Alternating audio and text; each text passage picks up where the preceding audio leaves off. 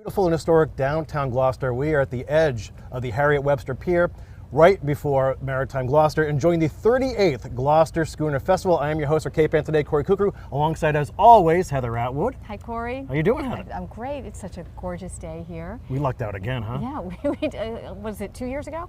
Yeah, 3 years ago, yeah. Yeah, maybe 3, right. Anyway, it's beautiful here, and we know the schooners are out there, and we have some wonderful guests who are going to tell us all about this festival. Yeah, we're going to get everything, the A to Z on everything Schooner Festival. So we're super excited to get the show going for you. Right off the bat, let's introduce our first guest. You're familiar with, with one of them. Daisy Nell is the chair of the Gloucester Schooner Festival, and Mike Costello is one of the founders of Gloucester Schooner Festival, and they're joining us this morning. How are you both? Fine. Well, actually, Mike was the original chair. I was the original pain in the neck. So I have a question right off the bat, because the last time we talked to you, Daisy, you said when there are 2 boats in the water, there's a race. Of course. I love that line. So I think there was a race last night, starting off the whole event. There was. Everybody who was in the Schooner Challenge last night wondered if it was actually a race, because the Schooner Challenge is sort of a race to nowhere, but everybody goes, everybody has fun, and it's a chance for some of the local schooners and some of the visiting schooners to get a little bit out of their system, go out there and drop an anchor out by the greasy pole, and then have fun going around a couple of buoys. Yeah. But it's just clean dumb fun. Was there a winner? Everybody who was in it said they were the winner. So it's like that. That's nice, yeah. So for folks on the outside looking in, Daisy, what is Gloucester Schooner Festival and how did it come about? And then Michael will ask you a bit about the backstory and how what the components go into putting this all together. Well, the Gloucester Schooner Festival is an annual gathering of schooners. That's boats with a schooner rig. You have Adventure right here in the background. You can see 2 masts.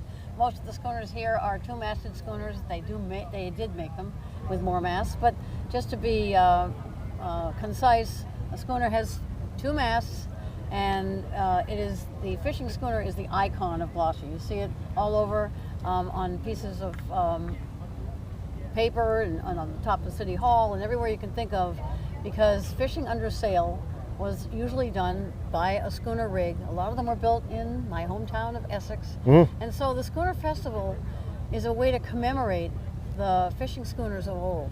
In the 1920s and 30s, the fishing schooners raced against each other, not just to race each other back to port here in Gloucester, which they did because they wanted to be the first one back in. The one with the fastest boat gets the best price for the fish. So when they were racing against each other back to port, a friendly competition, they always were careful to point out, just a friendly competition. Well, pretty soon boats started being built to be a little less friendly competition, and they were bringing in at that point yacht designers who were helping them be just a little faster, but they were still fast and able, as the old historians would call them, to be able to catch fish and then bring them back safely but quickly. And it wasn't long before there was a little competition between Nova Scotia and Lunenburg, in particular Nova Scotia and Gloucester. So when those boats stopped racing around 1938, things were changing. But in 1985, there was the beginnings of some noises about let's have some schooners in Gloucester that charter. I happen to be one of them, on a schooner called Morning Star. And a race occurred that year between the American Schooner Association schooners that belonged to that association and Nova Scotia Schooner Association. They came here. Other boats, other schooners gathered here. We had a race. We had on my boat, Morning Star, we had an artist on board who drew an oil painting that afternoon of the winning boat. That's impressive. It was very impressive. That's a race too. Yes, that was. He was very willing, and he painted a portrait of the schooner Fortune, which was from Nova Scotia. And the following year, Mike, you should check in right now and talk about how excited you were to have this happen again when you were the director of the Chamber of Commerce. But well, it was sort of serendipitous that the thing started. I mean, it just out of the blue. The mayor at the time, Dick Silva, got a request from the American Schooner Association. Would we host their rendezvous, which they did, I think, about every 3 or 4 years. And Dick called me and said, would you be willing to put it together? And I said, that's fine, sure. and it was in June, and the response was absolutely fantastic. And these were primarily little guys, but it evoked such emotion and such feeling that we got a small committee together, and people said, well, why don't we put our own festival together, but not in June. Let's do it on the Labor Day weekend, because I've forgotten which schooner it was. It may have been Pilot. Pilot was here, yeah. And they were available on the Labor Day weekend. So I said, okay, we'll do it on the Labor Day weekend, and the rest is history. What was happening with these schooners between the years of 1938 and 1985? Well, a lot of them had been continuing, not adventure fished until 1953. So some of them had given up fishing. Some of them had been turned into passenger schooners, such as the ones that were working out of Camden, Maine. Jim Sharp, for example, and others had schooners there that were taking passengers out. They called them windjammers, which was a great name for boats that were only using the wind. But there were others that had started to pay attention to the interest in what we now call tall ships around the bicentennial in 1976. And at that point there was the famous tall ship parade in New York Harbor. And from then a lot of these vessels turned into school sailing ships where they had educational programs, some short term, but some much longer, like a semester at sea. And there were programs such as SEA down in, out of Woods Hole that took kids out. The Regina Maris took kids out. They were based here in Gloucester for a whole semester with the 5 colleges in Massachusetts that were part of that program. So they were busy remembering and finding people who remembered how to do the work on these ships. A lot of them had moved on or died, and so this was being rejuvenated. And it wasn't long before there were plenty of programs out there for kids who wanted to go to sea, or their parents wanted them to go to sea,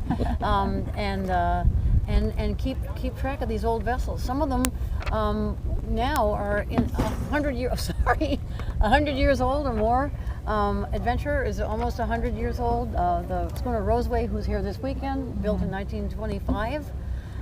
It's not long before these vessels are all going to be very senior citizens. Right.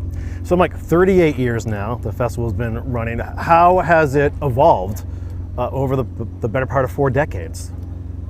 There have been some changes. In the early years, I don't know if you remember, we had 2 days of racing, Saturday and Sunday.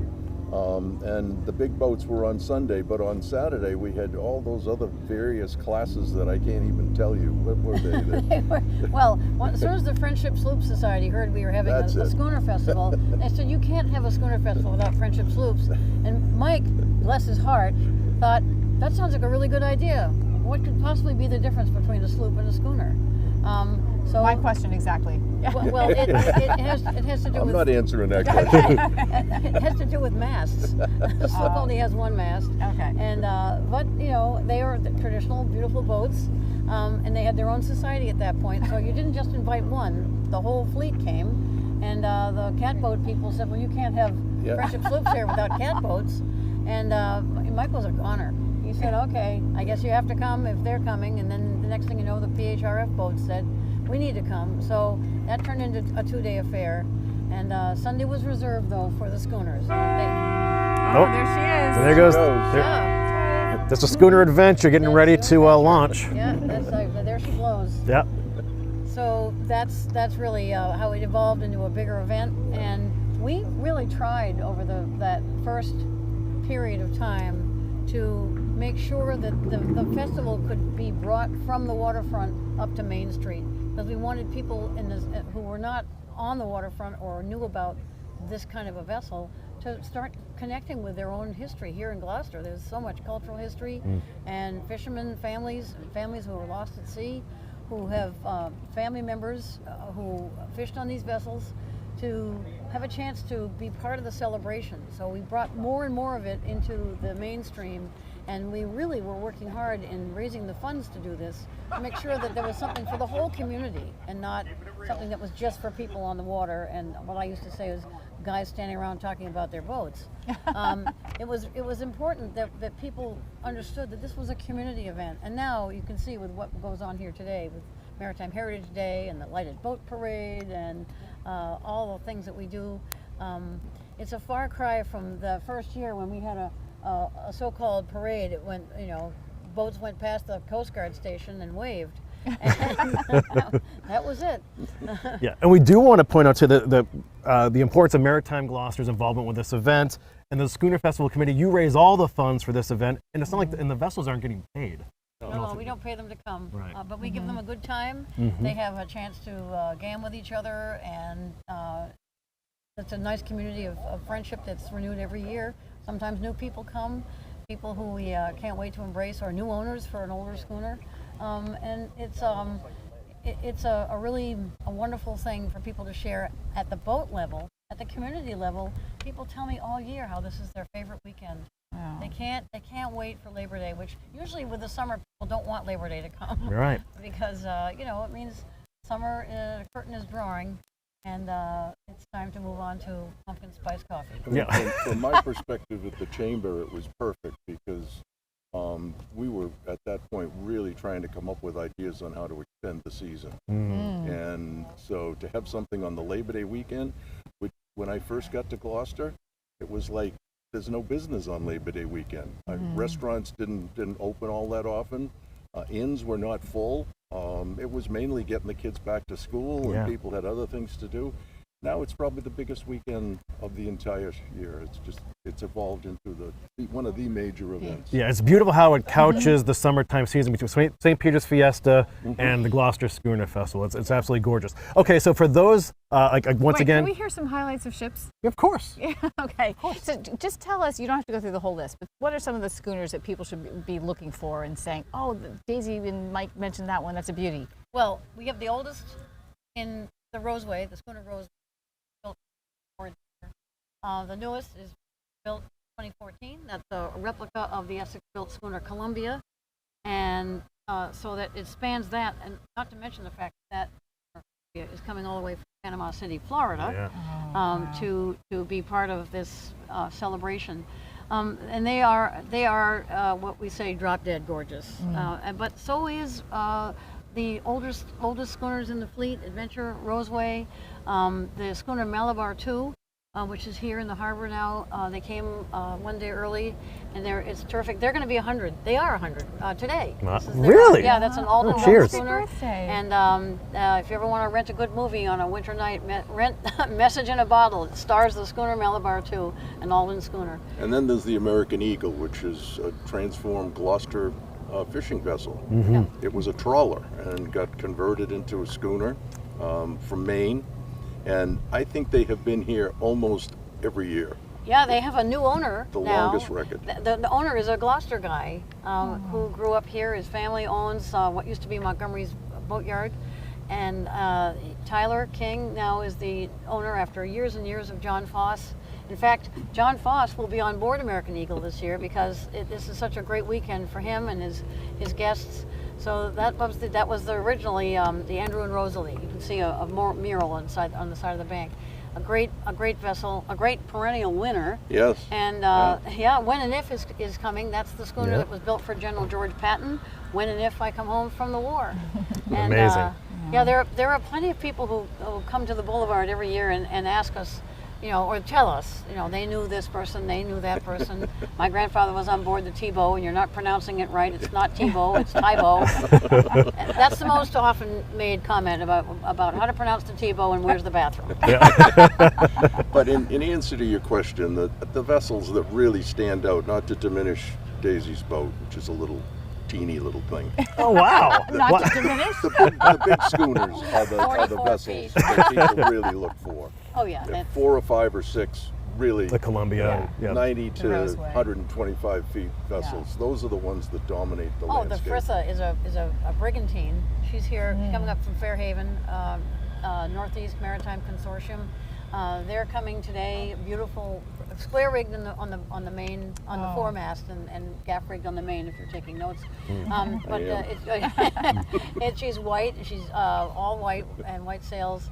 A real standout. She'll be over here at I4C2 I try to tell people where they're going to put their boat, and I tell them to go to I4C2. They think I'm saying R2D2. Exactly, yeah. But anyway, that's a real standout. She's absolutely gorgeous. There are others. There's a schooner called Narwhal who's coming, which is I mean, just breathtaking when you see these boats. Some of them, when you think of the work that goes into them, you know that we're all crazy, right? Our boat was launched in 1982, and it's taken since then to get the varnish right. Yeah. Right. Well, that was my thought too. Is how is the culture of schooners like surviving with just it's older. It's probably people. It's getting more and more specialized because it's distancing itself farther and farther from when it was a working. The good news is that people like Harold Burnham are still building them. Yeah. I mean, the schooners that are in this festival now, Louis H. Story, Isabella, Ardell, Thomas Landon, all built by a guy who's not that much Right older there. than my son. He's coming up next, yeah. Yeah, and you know, so it's a vibrant thing. The point I am always make on the boulevard is that the schooner rig, as a rig, and I was explaining earlier, it's certainly not like a square rigger, which mostly go downwind. This is a fore and aft vessel. It's got a variety of options for sails. It's a fun vessel, and it's still viable because people are still making it. And as a passenger schooner, like the Landon and the Ardell, and soon to be the Sylvina Beale Isabella, which is here on the railways, they'll be out working again, adventure. This is a viable thing. People, in the 80s, people started going out on whale watching boats as the first time they were able to get on board a vessel that wasn't fishing. They could see our harbor, they could see out here to go out to sea. It's a little bit of what that's like, and that's exactly how it is now with schooners. They can see us working these boats with block and tackle. It's all right there. Some of the same exact tools that were used to build Roseway are being used to build boats that Harold Burnham builds today. He's 11th generation, and his son is now building them, so 12 generations. Oh, beautiful. Yeah. Phenomenal. Okay, Mike, if people want to learn more about Gloucester Schooner Festival, how can they go about doing that? I guess our website is the number one place, right? It is. It's maritimegloucester.org. Look for the bar that says donate. No, look for the bar that says schooners. Yeah. And have at it. There's everything you need to know there. This year we really went full tech, and we have our program available by QR code. Oh. Yeah, so High I tech. know, Right up Mike's alley. So painful.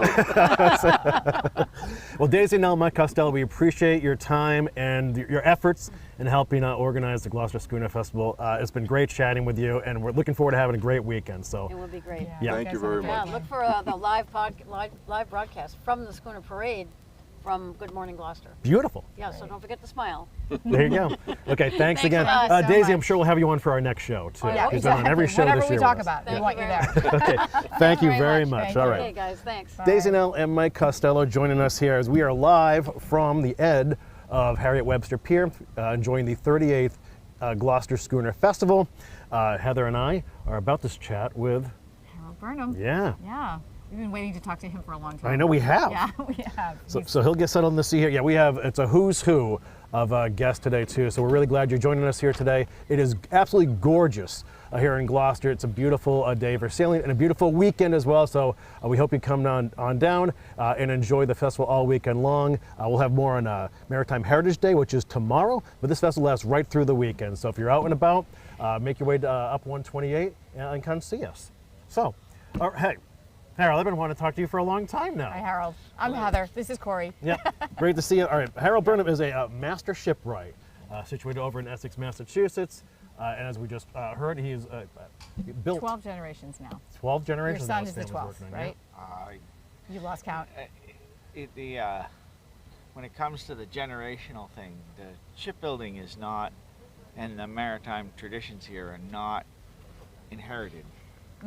There's certain traits that are inherited, but what it is a big part of the culture of this area. And it's a culture that isn't locked into any one family, but many families share from many different, very diverse community. And so I try not to get into the whole family thing. The Yankee magazine never mentions that I'm a third generation Sicilian. So, me too. But in Gloucester, we have a great mix, and so yes, I'm the 12th generation Burnham, but I'm also a third generation Sicilian American, and I'm equally proud of both. Yeah, So, nice. Well, So there's some good cooking in your household too, well, or on your ships, on your vessels. Mary Kay likes butter. Yeah. She's Irish, and that's what the Irish love to cook in butter, and I like olive oil. And There you the go. two of us mix it up a lot. But I will say that Mary Kay is a phenomenal cook. Nice. Well, we'll have And her I try on. to keep up with her, and I actually have learned a little bit about Irish cooking from Mary Kay. Oh, nice. There we go. But, Well, so Harold, how much does this weekend mean to you? Well, it's something I've participated in since I was in high school, I think, when it started, and I used to come over here in my little Beagle Cat. My parents had the Resolute, which is still at the end of the dock here, and Tom Jarvis has now. Oh, yeah. And my family always came to this event as much as we could. I might have missed one or two along the way, but not too many. And it's an amazing thing to see all the vessels out there and see the schooners and the people from here and afar really celebrating our heritage of this area. It's an amazing story, and it's neat to see people celebrating it, and it's neat that this, the traditions of this area are still going. They're ongoing. My shingle's still above the door over in Essex. Right. Everyone talks about how there's only X many schooners left, which is goofy. The reality is that there's a bunch of schooners out there, and if somebody wants one, I'll build them another one. And while I'm doing it, I will be teaching as many people from the next generation as I can. And it's amazing that the Essex Shipbuilding Museum, Catherine Montgomery is just doing an amazing job over there. She's worked with me as an apprentice for the last couple of years, and she's capable, and I'm really looking forward to seeing what she does. And there's a whole generation of people that I've known since they were knee high to a grasshopper, and they've grown up on these boats, and they don't know a time when there wasn't schooners being built in my yard. They've never seen that not happen. Right. And when I was growing up, Brad Story was building boats in the shops, and Nick Henian, but a lot of people didn't see that because it was inside. And we built the landing and built it outside. And people could see it. It kind of reminded people of a lot of the heritage that we all share. Yeah. That's really interesting. Just put it outside and have people see it. Well, it's not like we put it outside. The boat's too big to fit in a shop. Oh. And that's the traditional way. It was kind of going back. A lot of the methods that we use now are the heavy frames and the heavy timber and the trunnels. That's the tradition. That's the way that they were traditionally built. For a few years, that was difficult to do because of the economics of the situation, and people wanting more traditional boats for taking people out and sharing our maritime heritage and traditions allowed us to build them that way, and allowed them to make what was our traditional methods competitive, and make it so that people could make a living on these boats and keep it real and keep it honest. Yeah. Well, so Harold, we're next to the Ardell. Just to give people who aren't familiar with boat building or don't live anywhere near the water, what goes into the process of building this? Now, how much lumber are we talking about? What a time frame?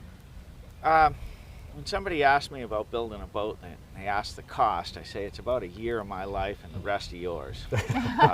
But it's not about the cost. When the 4 of the 5 schooners that I've built are commercial, and when people talk to me about the cost of the boat, the first thing I say is, well, how much can you make with it? And the boats that I've built have supported families, they've paid off mortgages, they've put kids through college, and they've also provided a good summer job for local kids. And unlike some of the larger nonprofit boats that are taking people from all over the country, most of the people that sail on the Ardell are local kids. They make you know, somewhere between 4 and 6 times as much as the nonprofit schooners, and they learn not through study but through observation of how things work, how to run a boat really efficiently, how to work hard, how to please the customers, how to manage with the people, and they learn how to operate a boat. The Ardell, I bring it into the dock maybe a quarter of the time now. There are very few vessels that a young kid can get on and actually land it at the dock, and we learned that the hard way.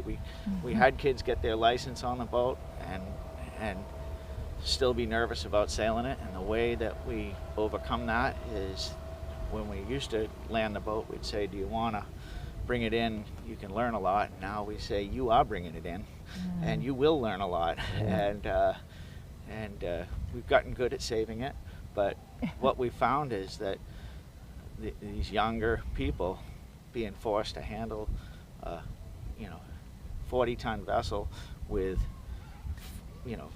30 or 40 paying passengers on board and do it in front of everybody, they learn quick. It's impressive, yeah. And their natural understanding of the world and their senses of the world change. I mean, when you drive a boat, you're not doing math in your head. Everybody says, oh, it takes a lot of math to do this. It's a lot of it is, feel and smell, and sight, and it comes down to your 5 senses. You're coming into the dock, you got to be able to sense how much power you got to give it to stop it. And if you're doing it under sail, you got to sense the wind, and you got to sense the tide, and you got to know what's happening, or you will mung it up horribly. And my job is to not let them do that, but let them do it just enough so they learn every time.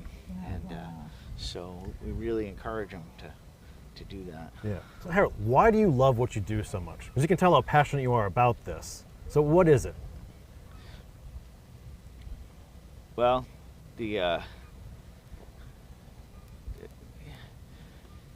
I just enjoy life a lot. When I wake up every day, I just feel very like life is a gift, and it's a gift that every person should not take for granted. There's a lot of people in this world that don't have what we have, and in this area we have this incredible heritage and this incredible tradition, and that tradition is important. It's tribal. People want to know where they come from and the people they come from and what they're all about, and we have that here on Cape Ann, and the light here is beautiful, and I just don't want to waste a minute of my life. And I want to pass that passion on to the next generation, and show by example that every day is a beautiful day as long as you're on the right side of the ground, and so I just try to make the most of every minute. Well, beautifully put. And your work is exquisite, Harold. I mean, we've been admiring it for years, and we're so happy that you spent some time to join with us. We're sitting here looking at the Ardell there, and the Isabella there, and the Thomas Lannon's somewhere out there, right? Going back to traditions, that every little detail on a boat, if you have all these lines, you've got a very curved surface, and the curves have to flow right, or the boards won't bend. They have to, everything has to flow together, and there's a natural way that they have to come together to, the way they sit in the water, but it comes down to the traditions in this area go back to a lot of people working very hard to learn as much as they could and then pass it on to others. And so when you look at the Lannon or the Ardell or the Isabella or the Fame, I was looking at different generations and what technology existed then, studying the paintings of Fitzhenry Lane and the photographs at the Cape Ann Museum and the books, many books by Dana Story and Joe Garland and all the others, and trying to not just do something that was about me, but do it about this whole heritage of this area and how the boats come together. And that's the reason they look good isn't because of me, it's because I studied the people that came before and tried to emulate them. It's just a natural the way that they put things together. Well, Could you do just do I have time for one more question? yeah, of course. A quick description of the 3 schooners that you can see out in Gloucester Harbor on any given summer day: the Adventure, the Lannon, and the Ardell. So what's the difference between those, the basic differences between those 3? It's a pinky. Well, the largest is that the Ardell and the Lannon are commercial vessels, and they were built by local people who wanted to keep alive the local heritages and traditions, and they were built with real money, real investments by people who had to get a return on that investment. And the way that they're family owned and they're cared for as only an individual who has a lot to lose will care for something. And the Adventure is a non-profit boat, and it's a cool thing, but it's not commercial. And there's not the Adventure spends $500,000 every year to make 50,000, and because it's done with a lot of love, but also by professionals rather than people that own it. Yeah, right. Really The way interesting. they're cared for and the way they're operated is much different. And the Adventure really struggles with that because you can't pay for passion. And the Ardell and the Lannon are just run on pure passion, and it shows in every little detail. You look at the paint on the boats. I mean, I Really admire shiny, Heath and what he's done with that boat, and he has set the bar so high, he and Tom, with the Lannon, and we are working as hard as we can to try and make our boats shine like the Lannon, and it's that passion and also the desire to really make it look that good for our customers that makes the Ardell and the Lannon really stand out. And anywhere we go in the Lannon or the Ardell, usually those boats are the best maintained boats in the harbor. And that's something that Gloucester has always carried with it. I mean, her schooners were beautiful and well maintained, and you look at the boats historically that were making the most money, they were also the best maintained. And so That's a great point. Yeah, well Yeah. said. So, Harold, if people want to learn more about Burnham Boat Building and Design, how can they go about doing that? Or do you not want to be bothered right now? The Mass Cultural Council made a fabulous video that's on the Mass Cultural Council website called Harold Burnham Master Shipwright, and they highlight what we're doing, and also with the Savannah Beal and what we're doing with that, which is Gloucester's oldest fishing schooner, Right. and fastest, and we're looking forward to getting her rebuilt. Probably be a couple of years. We're taking our time with it. We're enjoying it, but when we finish her, it'll also be quite enjoyable. Yeah. Well, Harold, enjoy the weekend, right? Every day is a gift, just like you said, and we really appreciate your time today, and we admire your work. It's been great to chat with you for a little bit. We'd love to have you back someday. Well, thanks. So Yep. have a So great much. weekend. Harold Okay. Burnham, folks, Master Shipwright and Boat Builder. And sailmaker. You left that off. And he was also named a National Historic Fellow, National Heritage Fellow by the National Endowment for the Arts. Yep. Congratulations. Phenomenal. That was great. Okay, so Heath Ellis, he is the captain of the schooner Thomas E. Lannon, and he's back with us. Well, Another appearance. How you doing, Another Heath? appearance, doing good. Good to see you, man. Nice Good to to see see you guys. Yeah. Thanks for having us. Yeah, we're back once again, right? So how does your weekend unfold now? What sort of duties do you have to? We have a pretty busy weekend in store. We have a couple trips tonight, and then we have 6 trips tomorrow, fireworks, schooner race on Sunday, then we're actually going to participate in a schooner race from here to P-Town on Monday. Oh, wow. Haven't done that since COVID, so 2019 we did that. Oh, no Yeah. kidding. So that'll be a lot of fun. That's just with my staff and family, and I'm just going to shoot down there for a couple of days after. after. Yeah. So now, so Heath, for people outside the area tuning in for the first time and don't know anything about the landing, can you just sort of explain the history behind, the family history here? So my family and I and Harold built the landing in 1997. My dad had an idea for a long time about building a schooner and keeping that history of Gloucester alive. And so the landing is taken from the design of a 1903 Gloucester sword fishing schooner. We named it after my great-grandfather, who was a Gloucester fisherman from 1901 to 1943.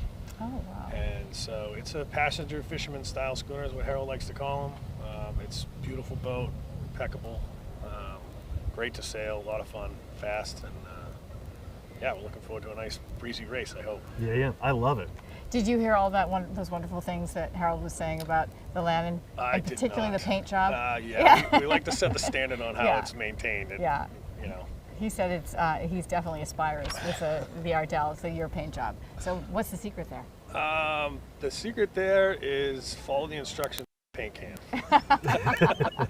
Well, we do want to point out with the schooner. We use Pettit paint, and it's phenomenal, and it's all in the prep work. It takes us a month. Boat ready every year. We paint every inch of everything every year. Yeah. Under the water, above tides, everything. So. And is it sitting over there in Essex when you do? Can you get it down the river? We can't go back down the river. No. Yeah. We can't go through the Annisquam either. We're too high for the Api and Andrew Bridge. So we could get under the bridge at low tide, but we'd hit the bottom. So we can't go through the river. Yeah. And we definitely can't go back up the Essex. The Ardell draws a couple feet less than us, so Harold's brought that back in the river a few times. We draw 9 feet, so we winter right at our dock at the Gloucester House restaurant. We'll take our rigging down and shrink wrap it, and she'll sit there from basically November 1st to April 1st, and then we start getting ready again. So. Yeah, and what's amazing is if you're coming in from out of town, or if you're a local, you haven't been, you can go on the schooners here and enjoy. What are some of the things the landing does, like inner harbor cruises? Like, what do you offer to folks coming into Gloucester? We offer a unique way of seeing, Gloucester's inner and outer harbor. We generally try and get outside the breakwater for a little bit. Depends on how much wind and what the wind direction is. But you'll see beautiful estates. You'll see lighthouses and castles and the fishing boats. And we offer a number of other trips too. So we do music sales, weddings. Weddings. You were married on on weddings. We marry a lot of people. Yeah, we have 11 weddings this summer. Yeah, what a beautiful way. I think I'm doing all but 2 of them. Wow. So I moonlight as a reverend to be able to perform the weddings for these. I think probably couples, a lot of ship captains did that. Yeah, that's my guess. I mean, the old rules you used to be able to do it. With the new, just being a captain, you could do it. Yeah. But now it's a lot different with the state. No regs, kidding. so, I didn't know that. Yeah. Yeah. So. Just trying to keep that market, that reverend market. Yeah. So why is this weekend so to you and your family? This weekend is just a great gathering of people in the industry, of people in the private, they own their own schooner, just sail and get together. So it's kind of a good mesh of all the industries. On profit boats, there's for-profit boats, and then there's private boats. So getting all those people together and having some fun, and then going out for a race is a good time. Yeah. So do you all know each other from different schooner events, or just from the schooner industry? Yeah. Yeah. It definitely is a pretty tight community, so you definitely get to meet everybody. Yeah, and your whole family is involved with the land, right? My parents built it. I don't. My brother, he helps me with some business ideas and back ends and stuff like that. I'll run by him, but he's not involved anymore. So I've had a number of cousins working for me. There'll be a bunch of cousins on the boat for the schooner race that have all crewed for me in the past, but currently my daughter's 5, so she hasn't taken over yet. Soon enough. We'll see. Isabella? Is that her Isabella, name? yeah. But what are you looking forward to most this weekend?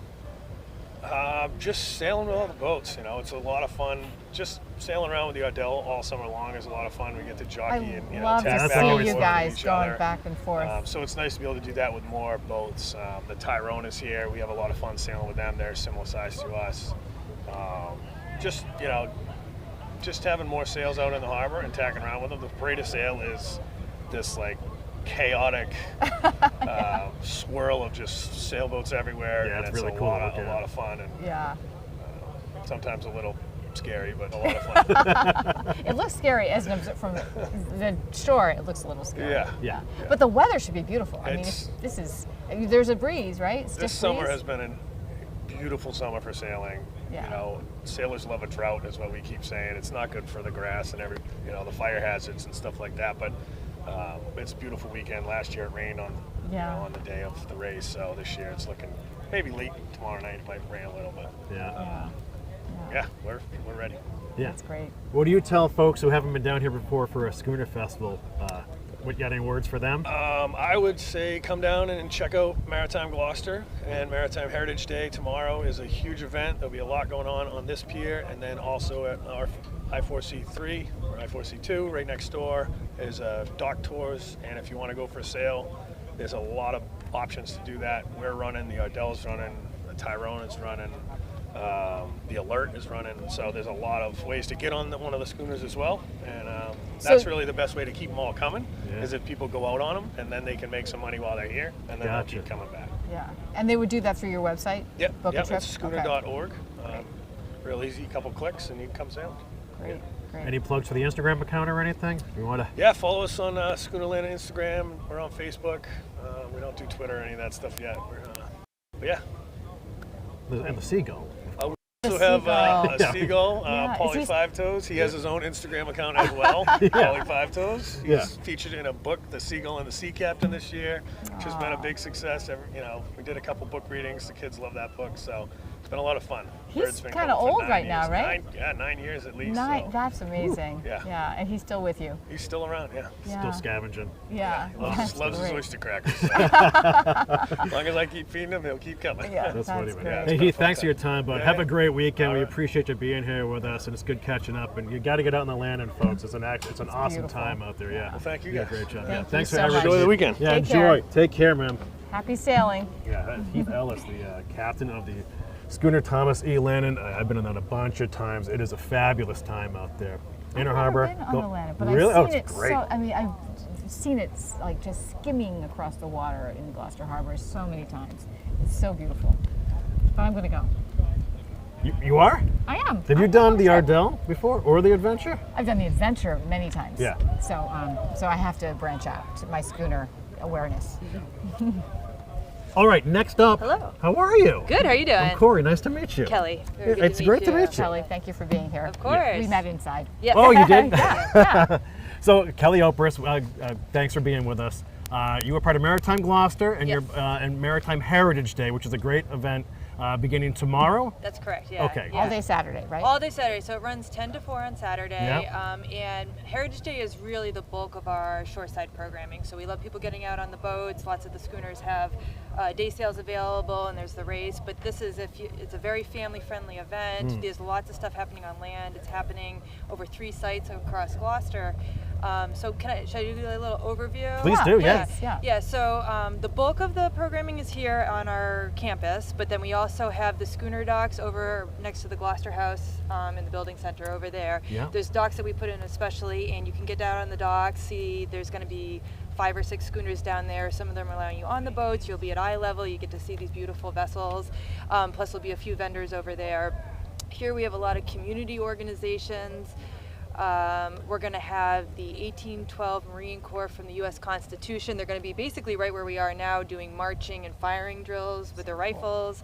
We're going to have a lot of heritage demonstrations like riveting and net mending and lathe and blacksmithing. I'm sure I'm missing things. Oar making, maybe? Oh yeah, Maybe oar pirate? making. The Yep. Schooner Adventure is gonna, when they come back from their morning sail after 12, they're gonna be doing oar making right on the other side of the dock here. wow. So that's gonna be great. And then we have the Schooner Roseway that's right behind us. And they're over at Ocean Alliance, and they're going to be open for deck tours. They run the World Ocean School, and there's going to be an art display over there and a few other things with Ocean Alliance. So you have to go through Rocky Neck to get over there? you to can sail? either drive over there, but also right from the Coast Guard behind us, the Cape Ann Harbor Tours is going to be Harbor Tours is riding great. a shuttle. I believe it's $15, and you get to ride all day, so you can go back and forth, hop on, hop off type of thing. Yeah. So, and then a couple new things we're doing this year is that we're going to have what we're calling Heritage Galley. So up in the Maritime Gloucester parking lot, it's basically a mobile food court. We're going to have 6 or 7 different food vendors, all kinds of great stuff, and they're going to be there, I think, starting around 11:30, and we'll have lots of really great food. So it's a great thing. Oh, and then I have to mention the kids crafts. There's lots of kid-friendly activities. So there's a little bit of something for everybody. We've got some history-oriented stuff, some demonstrations, but then we've got crafts, we've got a little mini boat making thing that's going to be in the classroom here. Yeah. Yes, there's a lot of cool stuff going on. Yeah, kids' activities and kids' education, that's a vital part of Maritime Gloucester. Yes, of course. Yeah, it's a big part of our mission is, well, educating everybody, but especially youth. Yeah. We want to point out, so this is at 23 Harbor Loop is where Maritime Gloucester is at if you're looking to make the trip down The to. home base. That's it, yeah, home base. Yes. So, Kelly, how is it for you to help tie all these things together to organize an event like this? Because there's a lot of moving parts, a lot of components to it. Yeah, I've been helping out with this. I think my first year kind of organizing this is 2019, and then of course COVID kind of got in the way of some of our events. But it's a lot, But at the end of the day, there's a lot of really great community organizations, most of which that are maritime oriented, and we really want to showcase what everybody has to offer.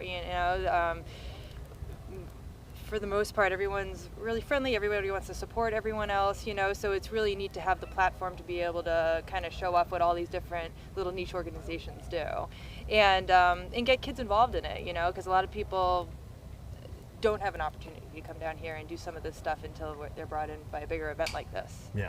So is this the dress rehearsal for next year? With the 400. Yeah. Oh yeah, I'm sure we'll, if anything, just be getting more organizations and people coming in because it's going to be a blast, I'm sure. So yeah. Oh, and the weather looks great this weekend. Yeah, we're really fortunate. Yeah. So, and 10 to 4 tomorrow? 10 to 4. Oh, and I also want to mention that a bunch of the schooners are doing day trips and shorter sails. I know Ardell in particular off of our docks is doing hour sails, which is shorter than normal for $20, I believe, which is great, especially if you have younger kids, you want to do a shorter sail. But I also want to highlight that we've done a lot of work on the website, and there's a lot of information there. So there's a Heritage Day page that has all the scheduling. Some of the demonstrations are happening over, just an hour or so here, and then there's also a list of all the exhibitors that will be here. And on the schooners page of the Schooner Festival website, there's a star next to all the boats that are offering trips. So cool. If you're interested in getting out on a boat, either on Heritage Day or one of the other days this weekend, be sure to check that out. Yeah. And this is all through maritimegloucester.org. So you can go to maritimegloucester.org, and big right there is a schooner picture with a details button, or you can go to gloucesterschoonerfestival.com and it'll bring you to the same place. Gotcha. So I'm sure if you Google it, if you go to our website, you should be able to find it. We've tried to make it really clear. Yeah. Yeah. Well, so what are you looking forward to most? Ooh, that's a good question. Well, I have to say, the 1812 marching and firing, just because they haven't been here before, is going to be really cool. And I think the food truck court is going to be awesome. I think it's going to be a big draw for people, and it'll allow people to stay here longer because we'll have, they can some snacks, get some good stuff, and then come back down for another demonstration. Yeah, that makes a lot of sense. That's great. Yeah. Not to look too far ahead, but has there been thoughts about what is going to happen for the 400th next year? The city of Gloucester turns 400 next year. That's why we keep bringing this up. There are thoughts, but it's a busy day tomorrow. We're just trying to get through tomorrow, and then we'll think about we'll think about next year. We have heard there's sort of whispers of but next year it's going to be amazing. Yeah, so, well, I'm sure it will be. Yeah, exactly. And we don't want to discount all the things going on at Maritime Gloucester as well. And we know, and you talked a little bit about the classroom component too. We can get more into that, but for people who haven't been to Maritime Gloucester, what are they missing? Oh yeah, there's so much cool stuff going on down here. We had kids programming, pop-up programming all summer. That unfortunately just wrapped up. We do a lot with the local school systems. We work with every Gloucester elementary school kid through 3rd, 4th, and 5th grade. They all have 6 points of contact with us over the course of the school year doing marine science education. We have our whole museum, and so there's a lot of stuff going on, and we're really excited. There is a marine science center, so usually our aquarium space, which is very popular, is seasonal, and the science center is going to be a much expanded space. It's going to be year-round, and that will be opening soon. So we're super excited about that. That's going to offer a lot of opportunity to our members to have up close and personal experiences with marine animals year-round instead of just during the summertime. Right. Yeah, and I know that there's some expansion going on too, and it's changing some rooms and adding new features there. Exactly. So it'll be cool to revisit. Well, actually, we'd love that. We should be doing a show from inside at some point sooner or later. And we also have our apprentice program that started last year, but it's basically teaching heritage skills and boat handling skills. We're working with Harold with the Schooner Adventure to help kids that are interested in a marine industry career get some experience and some sea time, and potentially a license as well. So Oh, that's a great great. new program that's Yeah. more heritage oriented versus we also do the science work. Yeah. So then, Kelly, okay, so one last time, let's talk about Maritime Heritage Day, just the specifics for folks, and then what the Maritime Gloucester is doing throughout the weekend. Yes. So Heritage Day is 10 to 4 over 3 locations. Maritime Gloucester 23 Harbor Loop is the biggest one, but we also over at the I-4C2 lot next to the building center and across the harbor. Check the website, there's lots of good stuff going on. And then after, that's the bulk of the programming for tomorrow, and then Sunday there's a parade of sail down on the boulevard. If you're not going to be out on a boat and you want to see them, they'll go right by the boulevard. There'll be live commentary. Good Morning Gloucester is going to be doing a live feed, so if you're over at Stage 4 Park watching the boats, you can click on a button on the website and you can hear the commentary live from your phone, which is a new thing this year, so that's pretty exciting. And then of course there's a schooner race. People can go out towards Eastern Point and watch the race. It's a reach race back and forth, basically out off of the coast here. And then it's a wrap. But yeah, if you have your own boat, I encourage you to get out there and take a look at it too. It's really fun. Well, the harbor's going to be bananas this weekend. It will, yeah, it will. Yeah. Awesome stuff. Kelly Alpers, thanks so much for your Thank you time. so It was great much. meeting you. Yeah. We'd love to continue the conversation inside Maritime Gloucester. Definitely, at let's some do that point. next time. Cool. All All right. right. Have a Good great luck. have a great weekend. Thank you so much. Thank you. Beautiful. I know. Are we learning a lot So- today? I am learning so much, and yeah, I'm really excited that we've got some stuff going on across the harbor too. That's pretty cool. Yeah. Maritime Gloucester has their satellite over there at the paint factory. Yeah, it looks great. Ocean Alliance. What a day.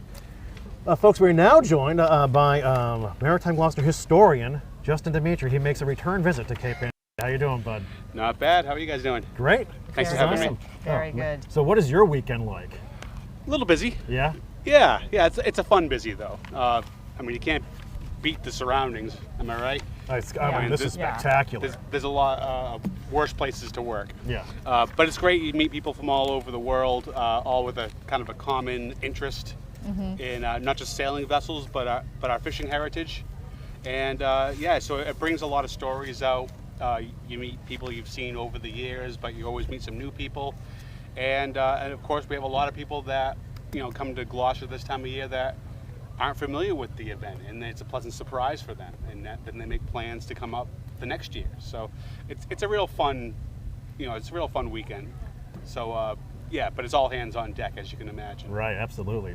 So, Justin, you are the historian at Maritime Gloucester. Yes. So, where did your interest in maritime history come from, and how did that develop first? Well, like a lot of kids that grew up in my time, I grew up in the fishing industry. I grew up down the fort, just around the corner. And when I was 8, 9, 10 years old, my family still owned an Eastern Rig dragger, the St. Peter. We were, part of the larger family contingent that helped start the Fiesta back in the 20s. And so that was the boat built by the Vavazes, and then the year afterwards they got the statue. So I was kind of born into it, but I wasn't, I wasn't ever encouraged to become a commercial fisherman. They really didn't really see it in me. They figured I'd be better at, getting an education. But you surround all the people in your life. We were surrounded by it. I remember the fish plants down the fort. I used to work at Dooley's Dory. Sweeping the floors, meeting all these people. I was always around the waterfront, and of course, firstborn son in an Italian fishing family, I'm free labor. So my dad had me working at a young age, and so I was absorbed in it. And later, by the time I was 12, 13, that's when I got involved with the schooner adventure. Really, I'm in debt to the Garlands, Joe and Helen, who kind of saw something in me. They saw my background, they saw my interest, and they kind of pushed me in a direction that to encourage me to learn this. This wasn't the big plan, the big life plan, but I'm glad I stuck with it because, for all those people that taught me this, both my family and the people I met on adventure and the people I've met over in Essex, a lot of the older people are gone now. And we just lost Helen Garland. Exactly. Yeah. So, when we lose those people, we lose a lot. And so we are at a point now where nobody's around that remembers the Aegis sail. We might remember the stories of the Aegis sail, and a lot of us remember, you know, the Eastern Rig draggers, which are basically the transition between the days of sail and our modern fleet.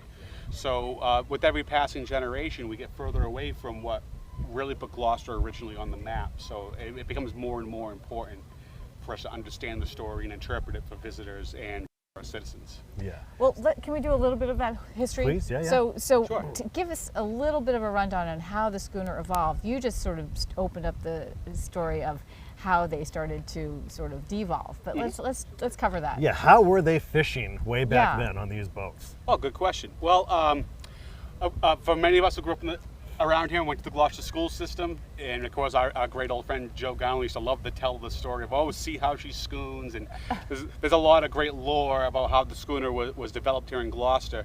There's a lot of historical evidence that shows the schooner was not developed in Gloucester. It was actually the rig itself that which defines a schooner as the sailing rig.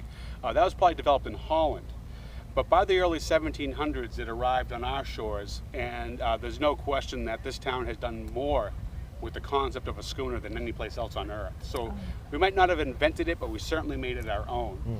And those early schooners, I assume Daisy probably talked a little bit about the ease of the rig and why it's just a real practical rig for when you're working and sailing.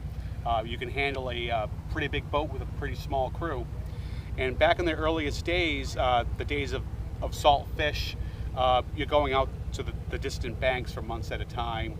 All the fish is salted, so it's not necessarily a fast design, but it can hold a lot of cargo, it's seaworthy, and it can get you home.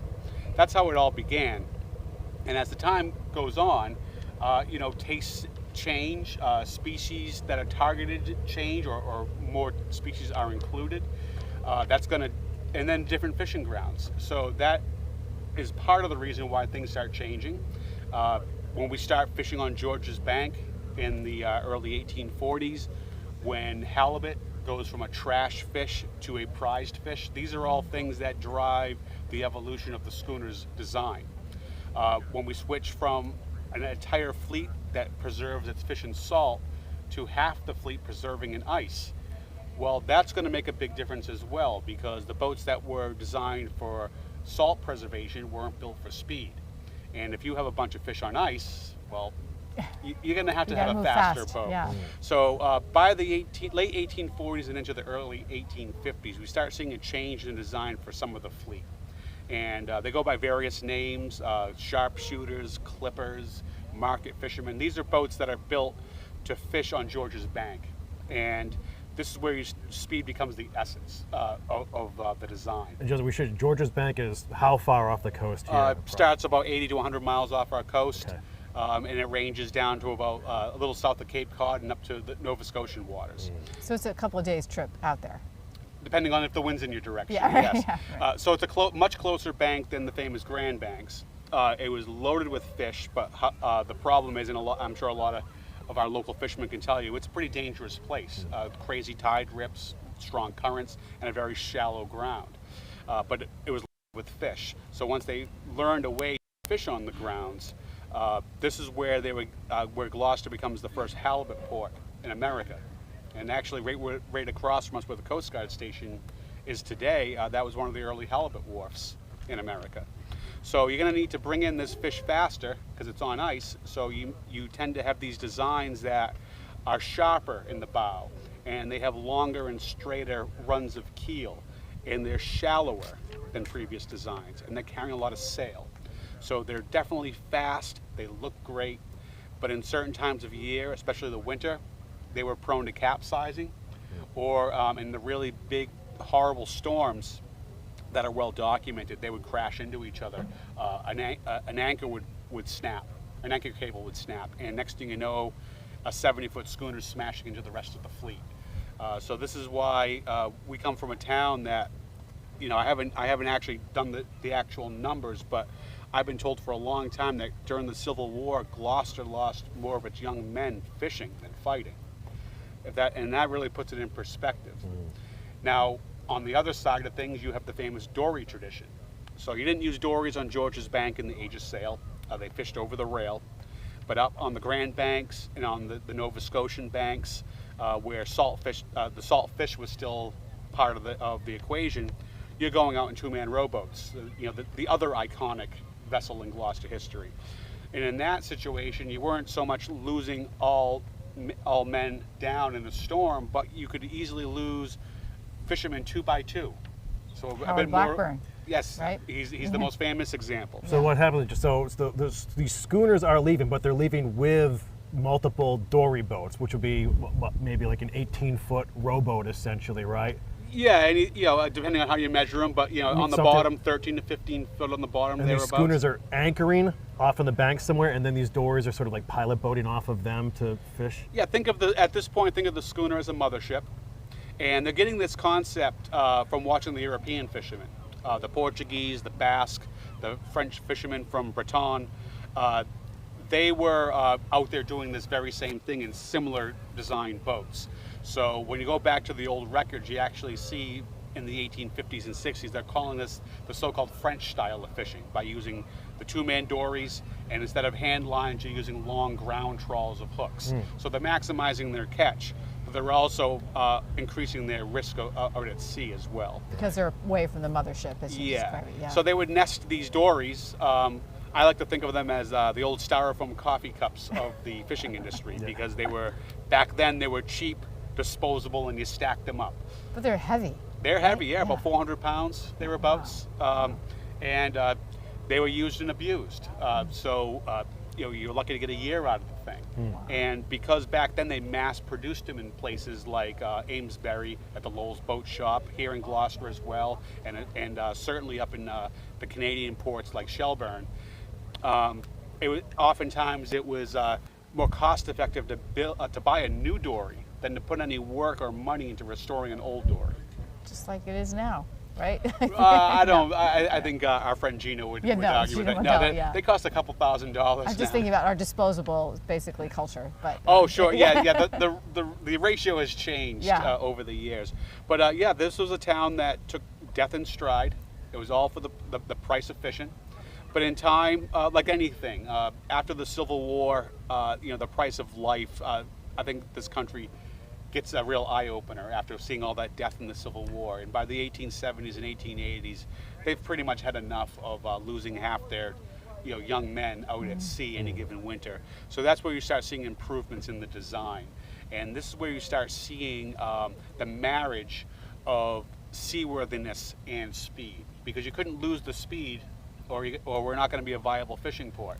But you have to find a way to get these vessels as seaworthy as the earlier designs, like Harold Burnham's Pinky Ardell and that type. So what you see next are improved designs. And one example of that, again, a Harold Burnham built vessel, is the Thomas E. Lannon.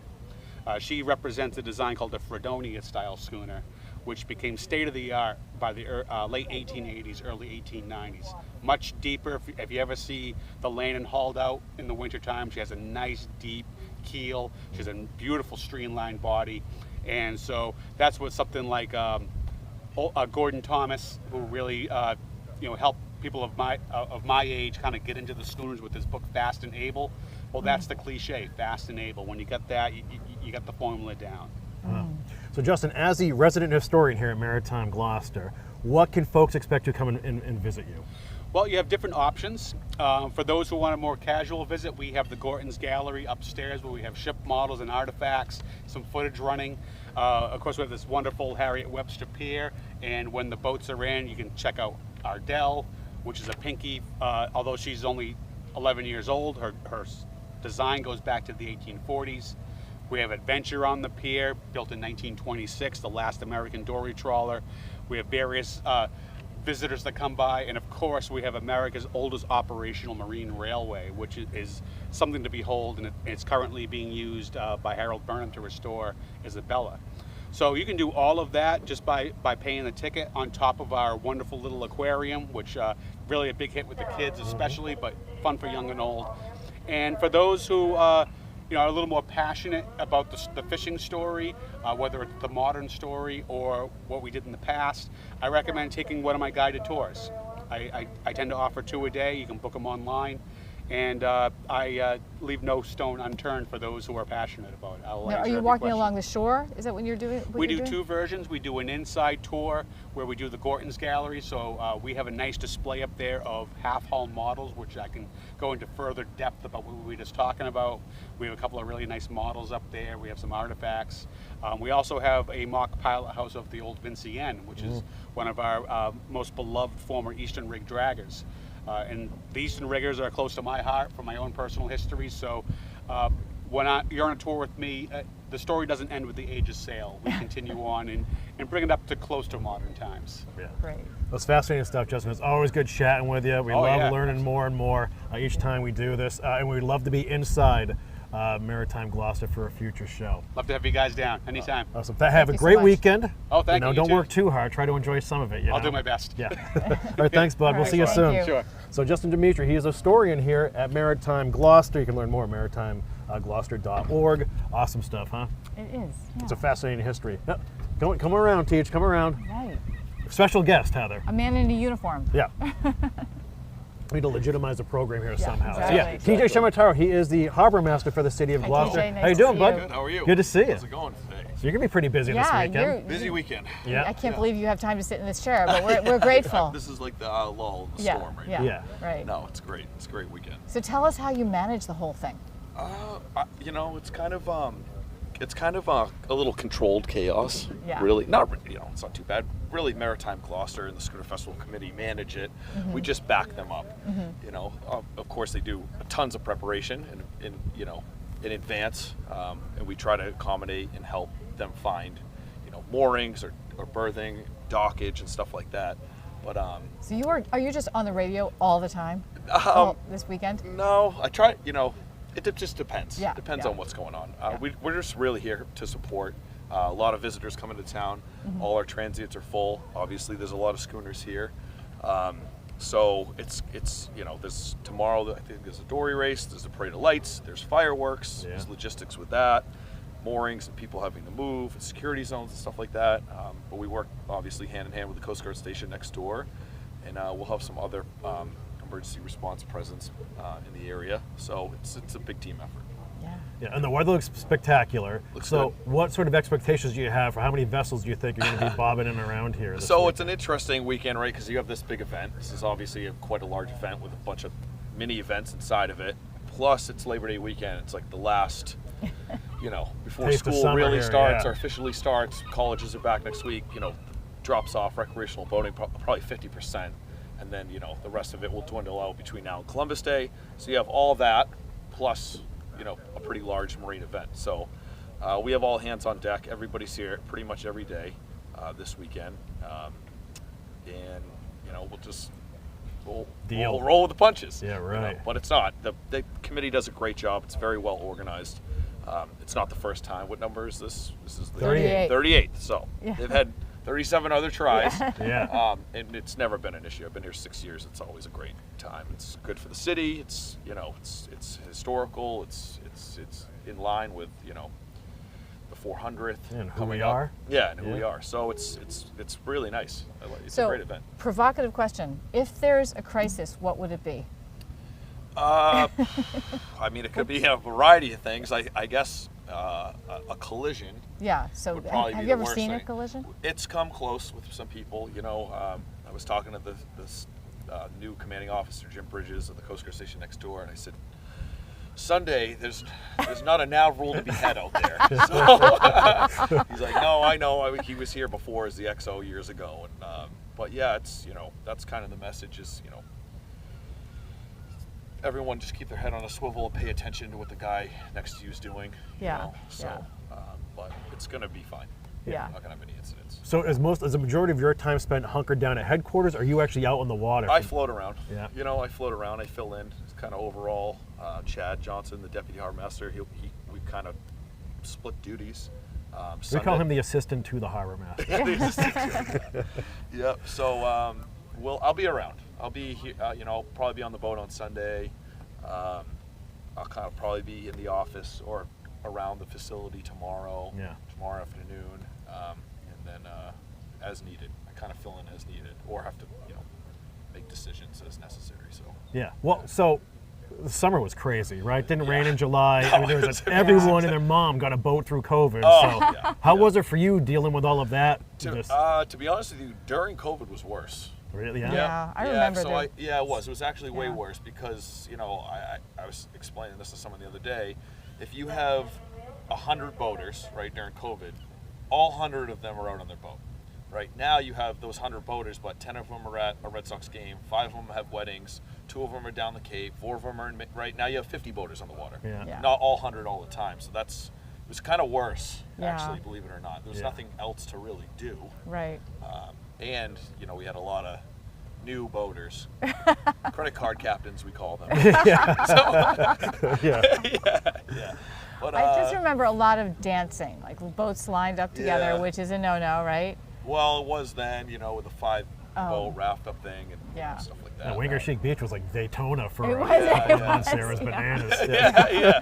You know, it's funny though, it's like you ride by Winger Chic Beach on a Saturday and there's like 150 boats out there, and boats up and down the river, boats everywhere. For the amount of volume to problems, it's relatively, you know, it's not that much. Yeah, that's good. Of course there's issues, but like out of sheer numbers, volume, you know, knock on wood, we didn't have anything too crazy this year. To me, it's like the Rotary. The locals, we know how to navigate a Rotary. Every now and then there's a jabroni that screws something up, but you know. It's like the boat ramp. Yeah, we get by. Yeah. Sunday afternoon, you could film a 30-minute comedy piece down there. If someone does. So, you know, it's a crazy place we're in for boating. You know, we have the busiest boat ramp in the Commonwealth, Dunfudgeon, believe it or not, for volume. Yeah. Located in a very tricky Blenheim Canal area and commercial traffic. So it's never a dull the Blenheim Canal alone is just its own show. It's its own show. Yeah. Well, the kid on Instagram, Cupbridge. Right, Cupbridge kid there. He's got exactly. 40,000 people following him now, you know. There's always new content. I always find it interesting. Wow, another one. Oh, yeah. That's crazy. Yeah, never, you know, it's a tricky spot. It's funnels down. We got, you know, huge tides here. People aren't really used to, and a bridge that goes up and down. You got a big astronomical high or low. You got 5 to 7 knots of current coming through there. So it's tricky. It's tricky. Yeah. It's a tricky spot. Yeah. I just look on there sometimes like, oh, I hope none of my guys are on there from this weekend, you know. So, and there never are because they're professionals, but you know, even the most seasoned guy can have an issue going through the bridge. Right. So. Yeah. Yep. So TJ, you always seem so enthusiastic when you're with us. So tell me, like, where does your passion for your occupation come from? Have you always sort of been tied to the water and grew up out here? Yes, I'm originally from Gloucester. Moved away up to Maine with my parents when I was younger, but always came back in the summertime. My whole family's from Gloucester. My parents still live in Maine now. So you're a Shimataro. Yep. So I've always been drawn to the water. I think it's just in my blood. Went in the Coast Guard right out of high school, did 11 years active duty, still in the reserves now. Just hit my 16th year total, actually. Thank you. So I've always, it's just been a part of me. It's where I want to be. I couldn't work in an office from 9 to 5. I couldn't. This is unless this is your office. This is my office, But it's always different, you know. I come in on Monday and like I don't, you know, I have obviously planned events throughout the week and meetings and so on and so forth, but things are always changing, right? 1 minute, you know, we're sitting there, about to have lunch, and there's an emergency call, and we're assisting the Coast Guard with something, or there's this, you know, oil spill, or whatever the case may be. So it's always changing environment. So it's kind of what I'm used to, anyways. Right. Being in the service for so long, so it's kind of just a good transitional fit for me. Well, I imagine we're going to have a big bump in population this weekend too. Yeah, so folks coming in from out of town. Do you want to meet? Do they want to meet TJ Shimataro or not this weekend? You want to meet me on the dock at like a nice like event, like the mayor's event. At a food truck. At a food truck tomorrow. You want to meet me at a food truck tomorrow. Yeah, let's just call it that. But we're here to help. EHF Channel 14 is our working channel. So if you need something, call us. Beautiful. All right. Hey, Teach, thanks for stopping by. You man. got Have it. a great weekend. All right. Appreciate your work, bud. We'll see you soon. Enjoy the food trucks. Yeah. It's TJ Shimataro. He is your Gloucester Harbor Master. His office is right here behind our cameras. Yeah. Awesome stuff, huh? Yeah, it is. What are we doing now, Alana? Oh my God. Oh, what do you know? He's here. Mike DeCoster. Mike DeCoster, the Executive Director of Maritime Gloucester, joins us. How you doing, folks? Turns out you're our anchor man. There is absolutely nothing left for me to talk about. Let's go. They covered a lot of ground here. What else can I add to that? That was a great lineup. Awesome stuff. So you're prepared for the weekend? You feel good about where things are? I'm so excited for the weekend. Are you kidding me? This is, again, weather has been fantastic. We got a lot of great boats coming in. I think everyone is a lot, has a lot on their plate, but boy, are they excited about it. It's going to be really fun. So we haven't heard anyone talk about the winds on Sunday during the race. The wind? Well, yeah. Yes. We're going to have some wind. I am in the prediction game. Okay. I will say that Sunday's weather keeps changing a little bit, and we're looking at really good winds for a race, but might be a little bit of wet weather as well. But you know what? I kind of like it. Yeah. It's very authentic. You're going to get wet in a schooner anyway, so, right? You know, I don't know if Justin mentioned it, but you know, the International Fisherman's Race in 1920 started because the America's Cup decided to cancel because there was 20-knot winds. And legend lore has it that a Gloucester or Nova Scotian fisherman said, 20 knots, that's when we go out. Yeah. Right? That's where we start. So, you know, I'm thinking that we're going to have, you know, a good amount of winds, and with a little bit of wet canvas, should have some really fast ships. And we will wait till that morning to set the race course. And once we get the race course all set up, we'll let all the vessels know, not like last night at the Schooner Challenge. And we'll let everyone know, and hopefully we can go around twice this year. It'd be great. Yeah. That's great. So are you going to be on a vessel? Oh yeah. Yeah. Absolutely. I'll be on the Ardell, Maritime Gloucester's flagship. Dance with the lady who brings you. Always a great time. Always an absolutely great time. And you know, being able to be out on the water, seeing all those other ships, seeing all going right by them, or them going by us, I should say, either way. It is spectacular. It's one of the best parts of the year. And Gloucester Schooner Festival, a little biased, best thing in the year. Best thing in the year. It's awesome. It is. And so, Mike, just to reiterate, so this is a Maritime Gloucester event, the Schooner Festival, right? And all these vessels that are coming in, all these schooners, I think it's at least 19 this week. No one's getting paid for this, right? We actually have 25 vessels. Oh, 25, that are coming, awesome. 19 visiting, you know, we have the local ones too. Right. Yes, it is a Gloucester event. It is a Cape Ann event that is hosted by Maritime Gloucester, and we are the sponsors of it every year. We raise the money to get that going. It used to be a chamber event. Now it's Maritime Gloucester takes that on. Have a great group of volunteers who do it, but enough cannot be said about the schooners who take time. A lot of them have their, you know, they have a mooring, they have, a dockage that they pay somewhere else in some other city, and they sell tickets there, and they make money there, and they do what they need to do, and then they leave on the biggest weekend of the year to make the pilgrimage up to Gloucester to make our festival work, because they love the heritage and they want to be part of it. But it's up to us to get out there and support them and make that worth their while, so they come back every year. Yeah, that's saying something, huh? And the Columbia coming from Panama City. Yeah, coming all the way up the coast, and she's been dotting up and down the coast all summer in New York and Maine and everywhere. Right now, she's sitting outside of Salem. And we're looking forward to seeing her coming in this afternoon when we have that Meet the Fleet sail. So very cool. Looking forward to that. Hey, let's talk Maritime Gloucester now. Folks who haven't been before, what can they expect when they come and visit the center here? If you're coming this weekend, there's a lot to expect. There's a lot, right? Because obviously, I'm sure Kelly talked about the Heritage Day and everything that's going on. It's a hubbub of activity. The anchor of the Schooner Festival is here. And any other weekend that you come to, we are Gloucester's working waterfront. So it's America's oldest marine railway. Currently we have Gloucester's newest schooner on the railway, newest addition to the Gloucester fleet, which is the schooner Isabella, built by Harold Burnham, and we're hoping to launch that next week. So that'll be a lot of fun. Actually, probably the week after, now that the P-Town race is on again. So, nice. Yeah, we'll take a few days and go down to the P-Town race. But so the marine railway that we have and all of our programming around marine science, our aquarium, Sea Pocket Aquarium, will be open till Columbus Day weekend. And once that is closing up this year, big news that we are moving inside. We're bringing, Gloucester now has an indoor aquarium. So year-round indoor aquarium starts up. We'll have an opening Last week of September, first week of August, we'll be opening up. We're beta testing it with the kids first, because every 3rd, 4th, and 5th grade student in Gloucester comes through us for some STEM programming. So, and then we have the great, schooner gallery and all the sheds and everything on the waterfront to see. It's a real treat to be here. Yeah. Do you want to emphasize more of like the educational component of Maritime Gloucester? How can I not emphasize that more? Yes. We are an educational 501c3, so we look at that in a couple different ways. It's about preservation first, right? We want to preserve Gloucester's working waterfront for future generations. That's kind of been the 20-year mission that we have, so that these people here that are coming by have a place to come and visit us and see Gloucester's authentic. Everyone has a mindset of what they think Gloucester is, right?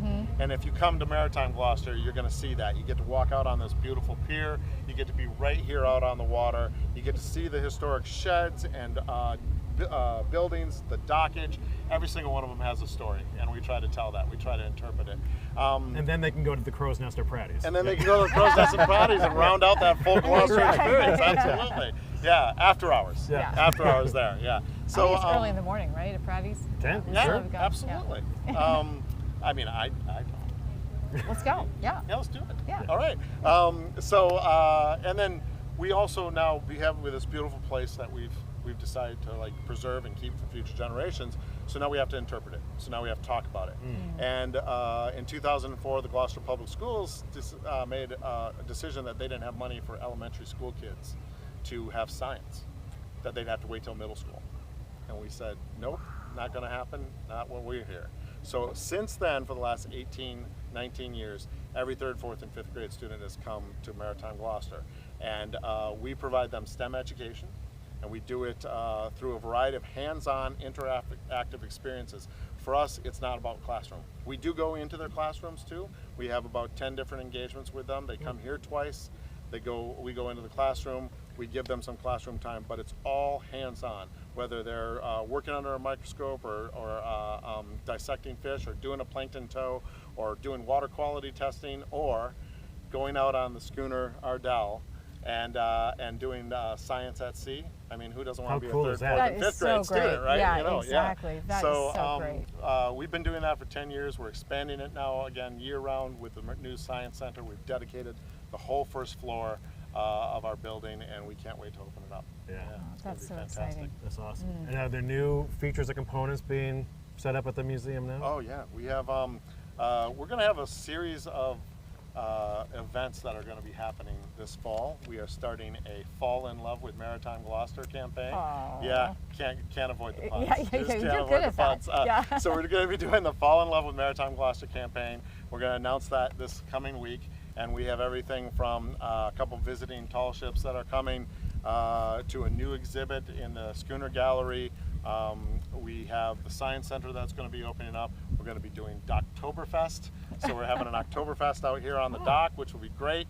And then we're going to do Cape Ann Today show, right? Yeah. And then we're going to do a Halloween version for the young kids, and we're going to call it Fantasy. And we're going to have that out here. So we have a whole bunch of, and then of course rounding out the fall with Deck the Docks. We have 100 Christmas trees that we ordered last week, and we are going to set aside 40 of those Christmas trees, and we're going to work with the local veterans, and we're going to do a pay it forward. So we want people to, you buy a Christmas tree, and you can also buy a Christmas tree for one of the enlisted men's families if they're currently away. Someone in town can buy them a Christmas tree. We'll deliver it to the house and have that move paid for. Good for you, man. That's so awesome. That's going to be a good thing this year. Okay, We're so looking forward to that. I always cry. Yeah, right. Heather, every show. And I thought, well, I won't cry at this show, but you just you got owe me $5. Yeah.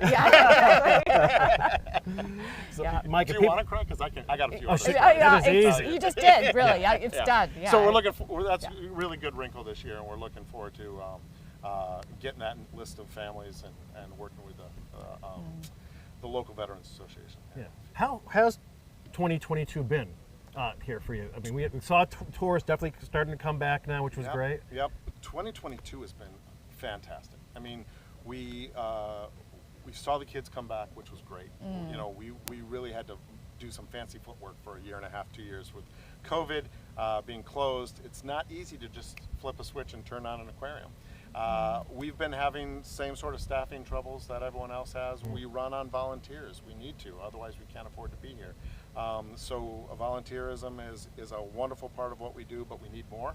That's a pitch. That's a plug for your people out there. If you want to have some fun to do, come and help us out. But you know, we have been packed.